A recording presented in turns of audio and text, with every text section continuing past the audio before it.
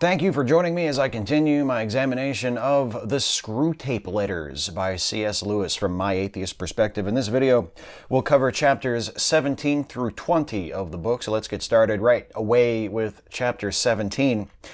Screwtape gives Wormwood a lesson in the value of gluttony, since Wormwood apparently doesn't think it's a very effective way to catch souls. Desensitizing the human conscience to gluttony has been one of the great achievements of the last 100 years, Screwtape says. Today there is hardly a sermon ever preached on the subject, and this was accomplished by focusing on the gluttony of delicacy, not the much more well-known gluttony of excess. Using the patient's mother as an example, Screwtape explains that the gluttony of delicacy is easier to conceal because it involves small quantities. The patient's mother has a habit of rejecting food that is offered to her and asking for something more dainty, like a cup of weak tea or a small piece of toast. Because she is asking for something smaller than what she was offered, she doesn't recognize the impulse as gluttonous. But she is still indulging her appetite at the expense of troubling other people all the same, so it still counts, it's still gluttony. And Screwtape identifies the particular type of gluttony to which the patient's mother has become accustomed as all I want gluttony, or an all I want frame of mind, as in all I want is a proper cup of tea, or all I want is a properly boiled egg. She is trained to state her desire in a very modest way. This is all I want. But she can never seem to find someone who can do those things to her idea of proper. And so she is someone who experiences continual disappointment. And this causes ill temper. And this is all to their benefit. Screwtape reminds Wormwood that his patient is his mother's son, and as such is vulnerable to gluttony in the same way. Screwtape recommends using his vanity to nudge him toward gluttony by making him think of himself as very knowledgeable about food and therefore priding himself on knowing where to go to get a properly cooked steak, for example. And in closing of this chapter, Screwtape reiterates that the gluttony of delicacy is far more useful than the gluttony of excess, which is, in fact, mainly good as Screwtape puts it, a kind of artillery preparation for attacks on chastity. But Screwtape saves that discussion for the next chapter, and in fact the rest of the chapters we will review in this video will deal in some way or another with Screwtape advising Wormwood on how to attack his patient's chastity, or use his sexuality against him. But first, for this chapter, one of the points that Lewis has made repeatedly in the book to this point that I think is worth thinking about, even if you, like me, find its arguments for Christianity unconvincing, is that conscious intentions aren't always the most important thing. Screwtape reminds Wormwood in this chapter that his patient can be led to damnation while fully intending to serve God and to do the right thing. His conscious mind can be set to resisting the very sin he is in the act of indulging, and he need not ever know the difference. And this is something that we should all keep in mind. This is something to keep in mind for Christians who want to avoid committing a sin, but it's also useful for anyone, regardless of our religious beliefs or lack thereof, who want to actually be a good person, rather than just pretending to be a good person. Just as Screwtape identifies the most perilous sins as being the ones that are the most difficult for us to notice, so too are the most insidious and harmful biases and prejudices, the ones which we hold but cannot or will not see. It's easier to stop being a jerk if you can identify the ways in which you're acting like a jerk.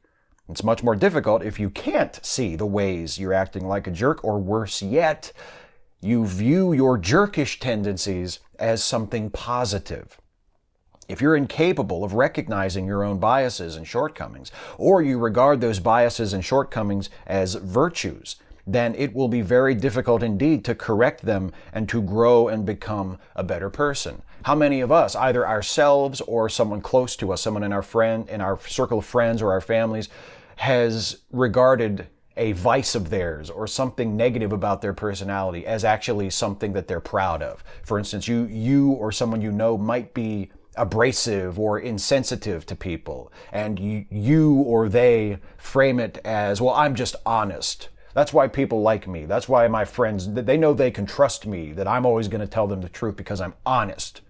As though honesty requires abrasiveness and insensitivity. They take something that they should maybe work on about themselves and turn it into a virtue. And once they do that, it's really difficult to ever get them to change because they don't see it as a problem. They see it as something they like about themselves. Lewis is warning his fellow Christians about this in order that they might change their ways and draw closer to God. I don't care about that. I don't think there is a God. I just want people, myself most definitely included, to stop being such pricks. That's my goal, not to save anybody's soul. Just let's convince ourselves and each other to just maybe be mindful of when we're possibly acting like a prick and try to act like less of a prick to people. That's all. So that's chapter 17. Let's move on now to chapter 18 and to the subject of sexual temptation.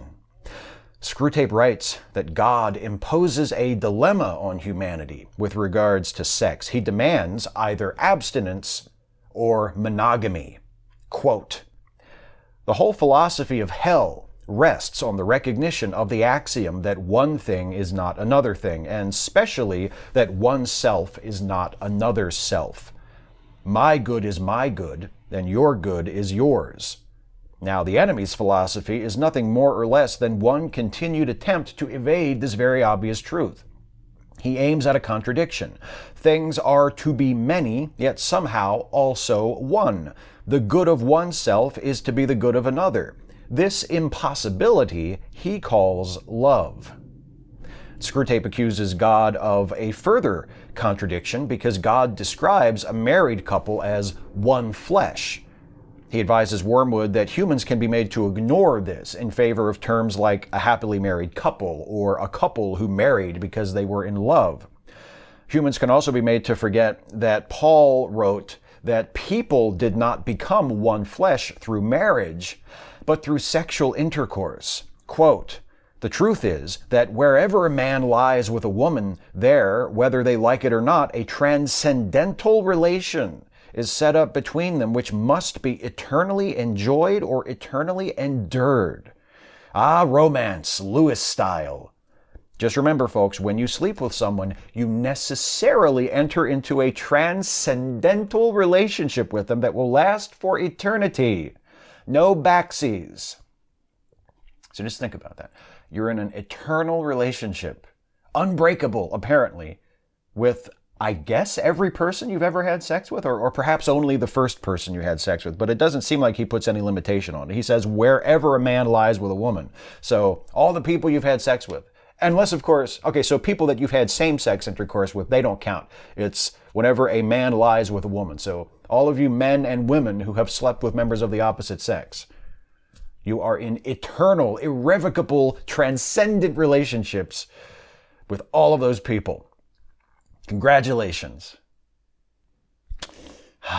So, Screwtape says that it's easy to convince humans that being in love is the actual point of getting married because these days people are usually in love when they decide to get married.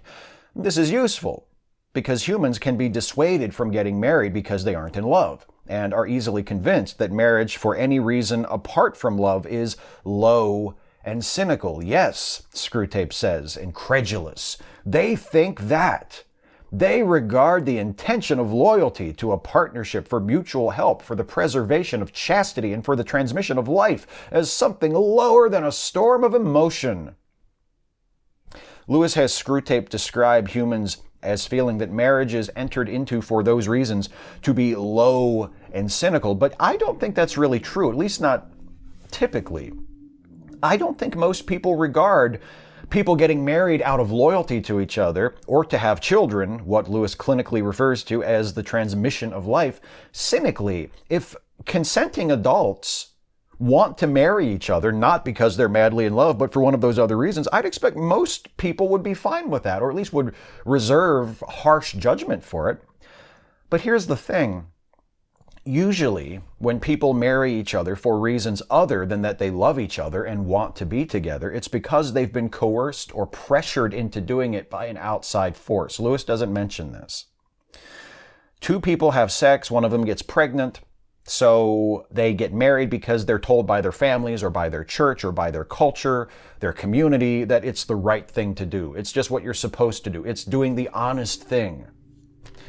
Or a person who's been unhappily single for a long time agrees to marry someone who they don't really love because they've been convinced that it's better than being alone.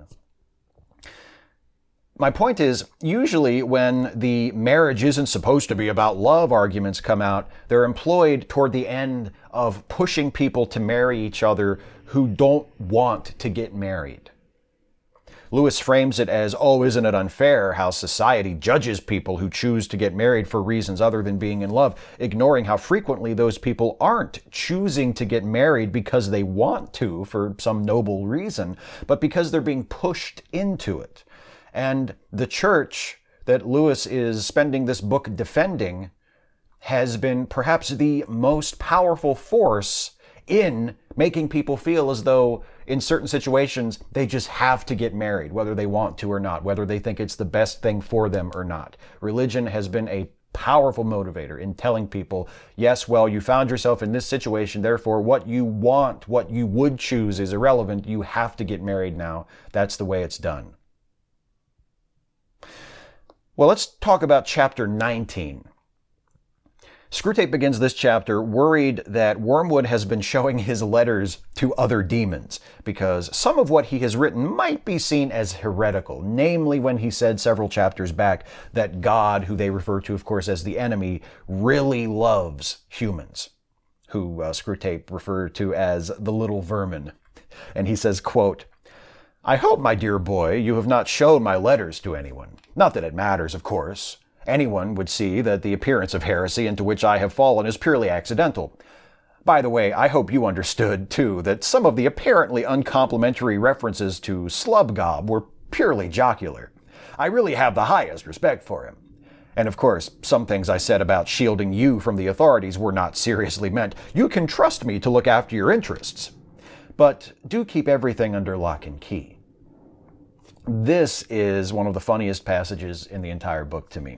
In this passage, Lewis reminds us of the fact that Screwtape, for all his wisdom and authority when addressing Wormwood, is himself a minion. He's a bureaucrat. He's a middle manager. And to me, the middle manager is one of the funniest of all character types. And it's been used to help create some of my favorite comic characters. The ones that jump to mind right away are David Brent from The Office, Michael Scott from the American version of The Office, the Vorta in Star Trek Deep Space Nine, particularly Wei-Yun, who is strict and commanding to people beneath him in the chain of command and fawning and groveling and obsequious to those above him. Just a magnificent character and a great caricature of that sort of stereotypical middle manager type. And Screwtape is one of those. To the younger, less experienced Wormwood, he is a sage, a sought-after font of advice and guidance. But when he starts to worry that maybe he's compromised his position by some of the things he said to Wormwood, that maybe some of his less responsible advice, or advice that maybe isn't quite as in line with the company edict, as it were, is getting out and people are going to find out about it, he drops that facade of authority and he gets busy covering his ass. Oh, I'm not worried because I'm not really speaking heresy, even though it might accidentally sound that way to some. And that stuff I said about Slubgob letting the training college go to pieces, I was only kidding. Everybody would be able to see I was obviously just joking about Slubgob. He's a good guy. I've always said that he's a good guy. But seriously, don't tell anyone. And believe me, I know what's best for you, okay? Just keep this between us, okay? Thanks, Wormwood. Hilarious. And also sneaky. It's a much better way of depicting hell as a place you shouldn't want to go than a ferocious fire and brimstone sermon, wouldn't you say? Lewis isn't saying, oh, hell, it's a place of punishment and torment and agony. No, he's not really putting that message out in front. He's saying, look, you want to go to hell? It's full of these types of people, these wormy middle manager types. Is that the kind of place you want to spend eternity? Come on, these people are pathetic. Anyway, about this supposed heresy that Screwtape is worried that some people might think he committed. Of course, God can't actually love humans, Screwtape says. This is impossible. Because, as Screwtape has said previously, what is good for humans cannot be good for God. And that's how God defines love. And since that sort of thing can't happen, that kind of love can't exist. Because individuals are distinct from each other. As Screwtape said, the good for one is the good for one, not the good for another. God's talk of love is really a mask for something else, some hidden motive, and this becomes something that is actually very important to the world of the Screwtape letters, to the mythology of the demons like Screwtape and Wormwood and all the other denizens of hell. They are convinced that when God talks about love and selflessness and forgiveness, he's hiding his true motive. They don't know what it is, but they know it must be something other than what God says it is. But it's easy to fall into the habit of talking of God loving humanity as if it's really true, because they have no idea what that true motive really is. In fact, Screwtape reveals an argument between Satan and God over that true motive was what began their long-running conflict. Quote, "When the creation of man was first mooted, and when, even at that stage, the enemy freely confessed that he foresaw a certain episode about a cross, our Father very naturally," our Father, of course, is the devil, because this is Screwtape speaking, reminding you, "our Father very naturally sought an interview and asked for an explanation. The enemy gave no reply except to produce the cock and bull story about disinterested love, which he has been circulating ever since. This our Father naturally could not accept. He implored the enemy to lay his cards on the table and gave him every opportunity. He admitted that he felt a real anxiety to know the secret. The enemy replied, 'I wish with all my heart that you did.' It was, I imagine, at this stage in the interview that our Father's disgust at such an unprovoked lack of confidence caused him to remove himself an infinite distance from the presence with a suddenness which has given rise to the ridiculous enemy's story that he was forcibly thrown out of heaven." And here again, I'm forced to admire Lewis's decision to make a work of fiction the vehicle for his arguments and opinions. Look at what he does here. He rewrites, or rather augments, the canonical story of Lucifer's fall from grace. He presents it as an argument between Lucifer and God over Lucifer's refusal to accept that God created humans and chose to save them from damnation out of genuine love for them. It allows Christians reading the book to see that it was Lucifer's failure to trust God and believe that such a pure, selfless love was possible that led to his downfall, and by extension leads to everyone's downfall, failure to have faith in God. And it also depicts Screwtape telling the story in such a way that Lucifer's actions seem fully justified from his side of things. So it's true to Screwtape's established character, and it helps us to have a better understanding of his character and his point of view of things. And if any uptight Christians object to Lewis taking it upon himself to rewrite Holy Scripture, he has an out. He can say, well, that's not my story, that's Screwtape's story. I put that story in the mouth of a demon. And you can't trust what a demon says. For all we know, he could have made up that whole thing. Unreliable narrator. Now, I won't say it's brilliant, because I don't think it rises to that level, but it's clever. It's very clever. And clever is a level that most other apologists never even approach. So kudos to Lewis for once again rising above his meager competition in the field of apologetics. Now next, Screwtape chastises Wormwood for asking whether or not being in love was a desirable state for a human. It doesn't matter, Screwtape tells him. Whether something is good or bad is irrelevant. What's important is moving the patient away from God and toward hell, and that depends on knowing how to manipulate a given state of mind in a given circumstance. If being in love will ultimately move him closer to damnation, then let him be in love. If not, let him decide against it. Falling in love is not necessarily in their favor or against it.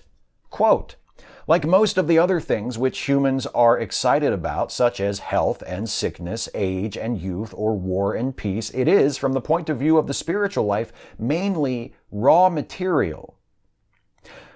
Despite suggesting that Screwtape's unreliability might be a convenient excuse for Lewis to use were someone to complain about his biblical fan fiction, this is another instance where I take Screwtape's statement to be representative of Lewis's own opinion. Only viewed through the lens of Screwtape, sort of filtered through Screwtape's own point of view, presented from the opposing side, as it were. One of the messages Lewis has consistently sent in this book is that things are only good or bad when defined relative to God. Something that brings you closer to God or more in line with God's will is good, and something that does the opposite is bad. And because different things can have different effects depending on the person and the circumstances, something like being in love can't be said to be inherently good or bad because it all depends. Take the God stuff out of it, and it's a thoughtful observation that might be of use to anyone. I keep saying that throughout this book, but it happens again and again. Is love a good thing? Is being in love with another person a good thing? Generally speaking, I'd say it is. But can it bring about bad results if pursued recklessly or at the wrong time or for the wrong reasons? Sure. Is it necessarily good always in all circumstances? No. As Lewis suggests, it all depends. And now on to chapter 20. Wormwood's patient has apparently stopped responding to attacks on his chastity. Screwtape doesn't go into details, only to say that the patient has discovered the dangerous truth that these attacks don't last forever. Screwtape suggests trying to persuade him that chastity is unhealthy to get him back on what to them would be the right track. And Screwtape asks for a report on the young women in the patient's neighborhood. If they can't tempt him into something unchaste, Screwtape reckons they can at least try to steer him into what they would consider a desirable marriage. Screwtape explains how even more senior evil spirits than himself and Wormwood have been working for generations to warp sexual tastes on a population scale. They do this through fashion, popular culture, advertisements, and they have succeeded in convincing people to value superficial characteristics over more important things, so that they will gravitate toward partners they find attractive in this shallow sense, rather than people with whom they could be happy and raise families. Through the various eras leading to this one, men have been directed to value different characteristics in women. Currently, Screwtape says, the fashion is for women to appear boyish. It is, as Screwtape puts it, the age of jazz. This is good for their purposes, since that kind of beauty is even more transitory than most, because it demands youth. So it not only makes men more particular, it also inflames a woman's fear of growing old and less attractive. Popular culture and advertisements have also been used to warp the public's view of what a woman is supposed to look like. Quote, as a result, we are more and more directing the desires of men to something which does not exist, making the role of the I in sexuality more and more important, and at the same time making its demands more and more impossible. What follows, you can easily forecast. Screwtape explains that there are two general types of women that the patient might desire. Both are imaginary. There is what he calls the terrestrial woman, and then there is the Infernal Venus, and he always refers to that second type as the Infernal Venus. The terrestrial woman is more attainable, is more down to earth, and the patient's sins regarding the terrestrial woman will be incidental. He might love a woman who is married to someone else and wish he could be with her, and that would be his sin. But his sins regarding the Infernal Venus are much closer to the surface. In the Infernal Venus, the patient will find her cruelty and her craftiness, her sinful attributes, attractive. He will desire her, as Screwtape puts it, brutally. And she can be used to draw him away from marriage. Screwtape says that this type of woman, the Infernal Venus, is useful for getting someone to take a mistress or a lover, to get them to engage in adultery. But you can also get someone to marry someone that they think is an Infernal Venus. And in those types of marriages, the husband will then treat her as a slave or as an idol, and that can be good for Screwtape and Wormwood's purposes as well. Well, Screwtape promises that there are other, less direct ways of using sexuality against the patient, but he saves discussion of those methods for his next letter. So that's the end of this chapter, and that's the end of our considerations of these 4 chapters for this video. But you know, the point about pop culture and advertising and fashion having a negative effect on self-image and on our expectations of how other people are supposed to look is a really good point. Obviously, we're still dealing with that today, even more so than people were in the early 1940s when Lewis wrote this. But since I've complimented Lewis and agreed with him and pointed out the wisdom that can be extracted from these chapters quite a bit in this video, I want to end with a comment on something about these 4 chapters that I didn't appreciate, and that is Lewis's morbid fascination with other people's sex lives. Many conservative Christians and religious conservatives of all faiths nurse this same fascination. Who other adults choose to have sex with, or how they choose to have it, or for what reason, is extremely interesting to them. And they try to justify it by framing it in moral terms. They say they're just concerned with people doing what's ultimately best for themselves and avoiding self-destructive behavior.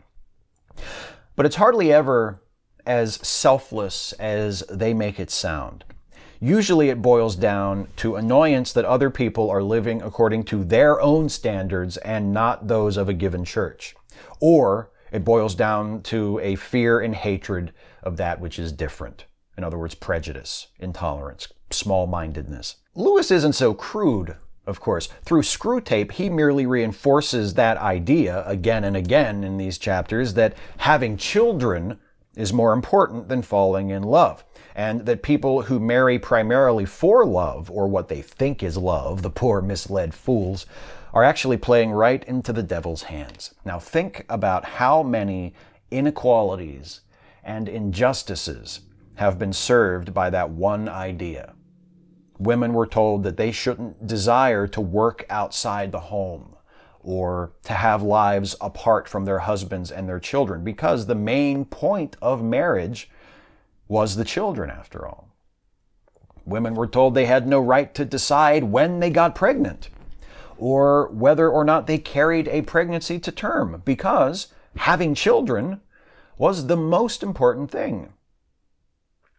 Lewis refers to happy, helpful, and fertile marriages as though people were breeding stock, and a marriage that didn't produce children was somehow pointless. And look, if you and your partner want to have children, that's great, all the best. I hope you and your children have wonderful lives. I'm not trying to say that having kids isn't a valid motivation, or wanting to have kids is anything to be ashamed of.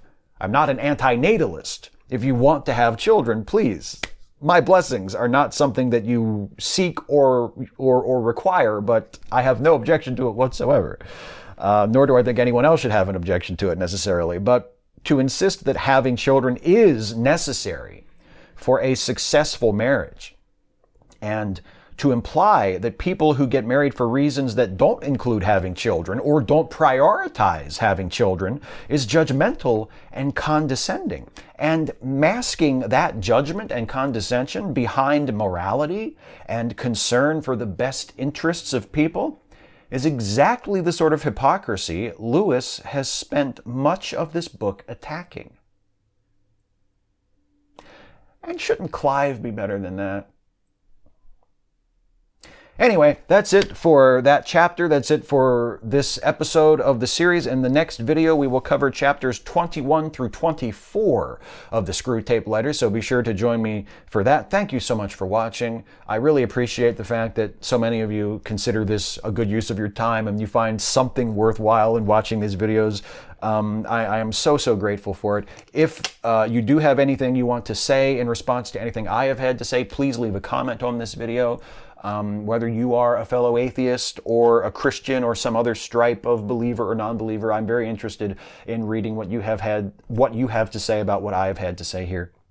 Also, please like this video, share it, subscribe to this channel if you're not subbed already, and please consider helping me to continue making videos by supporting this channel through Patreon. You can go to patreon.com/Steve Shives to become a patron of this channel for as little as $1 a month.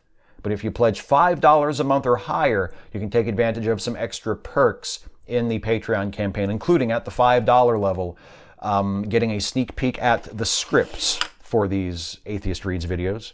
The very script that I refer to while I'm recording the video. You can look at them the day before the video goes up, so you can get a little sneak preview and you can have a written guide to the video in front of you. Some people like to have a script to follow along with.